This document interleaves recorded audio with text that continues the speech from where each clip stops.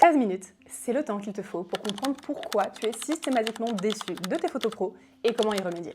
Et si tu restes jusqu'au bout, j'ai une annonce exclusive qui va changer ta façon de communiquer. C'est parti pour les 10 pièges à éviter absolument pour réussir tes photos branding. Mais d'abord, pour ceux qui ne me connaîtraient pas, je suis Marion, photographe de branding et directrice artistique image.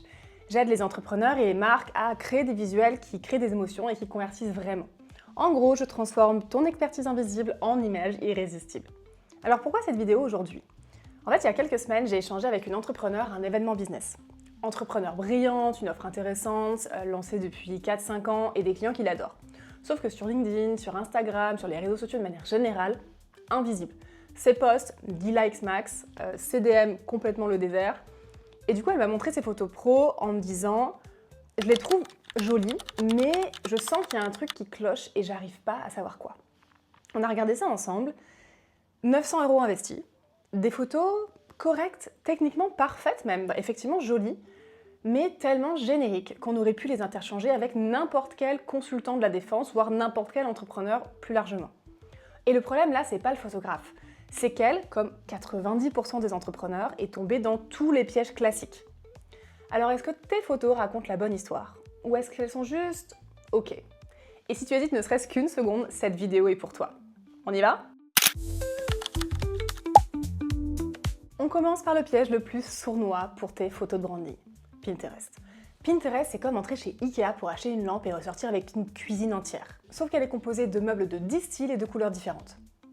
Te balader sur Pinterest et épingler 150 idées dans ton mood board, ça peut paraître tentant, sauf que c'est la pire idée que tu peux avoir. Pinterest, c'est la salle sur demande de la photo. En 5 minutes, tu vas voir défiler des centaines de photos. Des photographes différents, des directions artistiques différentes, des retouches différentes. Et c'est cool pour l'inspiration, mais beaucoup moins pour la cohérence. En fait, si tu épingles tout ce que tu trouves sympa sans être passé par la case stratégie et direction artistique, tu vas juste partir dans tous les sens. Résultat, zéro cohérence et zéro reconnaissance de marque. La solution, c'est d'abord d'identifier les objectifs stratégiques et la direction artistique de ta séance. Parce qu'une fois que tu as validé ce cadre, là, tu peux aller te balader et faire des recherches spécifiques sur Pinterest. C'est là que Pinterest devient ton meilleur ami. Le deuxième piège dans lequel tu tombes et qui t'empêche de réussir tes photos de branding, c'est le syndrome YOLO. Tu te cales 2 heures dans ton planning, tu achètes des tenues en ligne à la dernière minute, tu mets des tonnes d'accessoires dans ta valise en vrac et tu arrives les mains dans les poches en mode « on verra bien, je laisserai l'inspiration me guider ». Et là, tu vas perdre 45 minutes à chercher quoi faire, tu vas essayer plein de trucs au hasard et tu vas finir par oublier la photo dont tu avais vraiment besoin pour ta page de vente. Sans plan, tu galères et tu perds du temps. Et le temps, c'est précieux. Tout ça pour créer des photos qui seront à 80% inexploitables. Le hack, c'est soit de bosser avec une photographe spécialisée en branding qui va maîtriser le côté stratégie et direction artistique, et là, effectivement, tu peux complètement te laisser porter. Soit tu optes pour le do-it-yourself, mais dans ce cas, crée-toi ta shortlist une semaine avant. Un tableau créatif par heure de shooting, 5 à 10 photos prioritaires par tableau et pas plus. L'erreur numéro 3 que tu fais pour tes photos de branding, c'est le piège du copier-coller. Comment tu veux te différencier dans tes concurrents si tu as exactement les mêmes photos ? Tes photos de branding stratégiques sont des photos qui sont alignées avec ton image de marque, ta personnalité et le contenu que tu crées. Et ce ne sont pas forcément les mêmes que ton voisin. Tes photos doivent raconter ton histoire, porter ton message, refléter ta plus-value, être alignées avec tes objectifs business. Bref, tes photos, elles doivent partir de toi, pas du template entrepreneur générique 2025-2026. La solution, c'est de répondre à cette question. Qu'est-ce qui te rend unique et quelle est la source de ta valeur pour tes clients ? Est-ce que c'est ta personnalité, une offre vraiment différente, un message à contre-pied de ce que tout le monde dit, une méthode bien à toi ? Base-toi sur ça pour créer quelques photos vraiment percutantes. Le quatrième piège dans lequel il ne faut pas tomber pour tes photos branding, c'est la fausse économie. Je vais prendre la photographe à 500 € au lieu de celle à 1500 €, j'économise 1000 €.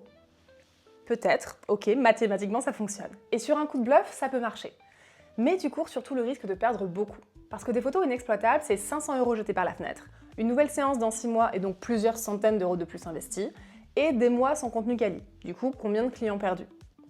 La photo branding, c'est déjà une expertise particulière, donc stratégie, direction artistique, communication, mais aussi une forme d'art où le rendu dépend énormément du photographe. Donc le budget est un facteur important et c'est normal de le prendre en compte, attention, mais prends le temps de vérifier que la part artistique, les modalités d'accompagnement et aussi la personnalité du photographe te conviennent. Sinon, ça court au désastre. PS, de toi à moi, l'expertise, ça se paye et pas en visibilité. La 5e erreur que tu fais pour tes photos branding, c'est le syndrome du « je veux tout montrer ». Par exemple, je vais faire des photos au bureau, et en extérieur, et chez moi, et avec mon équipe, et avec des accessoires, et... Stop! Stop! Trop de tableaux créatifs en une séance, c'est l'assurance d'un shooting passé à courir dans tous les sens. Mieux vaut 3-4 tableaux créatifs bien pensés qu'une shotlist interminable et irréaliste. Surtout si tu prépares ton shooting tout seul sans l'aide d'une photographe qui peut t'aider à organiser un planning cohérent. Si tu fais tes propres photos, une séance, un lieu principal, une ambiance. Honnêtement, tu pourras faire d'autres séances plus tard, mais concentre-toi sur une seule chose à la fois. Et puis une séance photo, c'est bien plus qu'une checklist interminable, c'est une expérience à vivre à fond. Alors ralentis et profite. Le piège numéro 6 pour tes photos branding, c'est le manque de stratégie d'utilisation. Tes photos peuvent être magnifiques, mais si elles sont impossibles à recadrer pour tes stories, qu'il n'y a aucun espace pour ajouter du texte, pas de variété entre horizontale et verticale, tu vas galérer à chaque publication. Et tu n'auras toujours pas de header pour ton site internet. En fait, c'est avant la séance qu'il faut penser à l'utilisation que tu feras de tes photos. Donc, c'est-à-dire quel format en fonction de la plateforme, carré, vertical carousel, vertical stories, horizontal. Pensez aussi à l'espace négatif pour du texte, pensez aux déclinaisons d'une même scène, donc les plans resserrés, des plans larges ou des portraits, des photos d'illustration, etc., avoir de la variété. Et crois-moi, ça t'évitera de te retrouver avec un stock de jolies photos complètement inexploitables. Donc là, on a évoqué un peu tous les pièges dans lesquels on peut tomber dans la préparation de sa séance photo, qu'on le fasse avec un photographe ou qu'on le fasse en do it yourself. Et on va maintenant partir sur la deuxième partie, les erreurs le jour J. La 7e erreur qui peut complètement ruiner tes photos branding, c'est de ne pas faire attention aux détails. Est-ce que tu imagines cette photo avec les ongles rongés? Ou celle-ci avec plein de traces de doigts sur l'écran?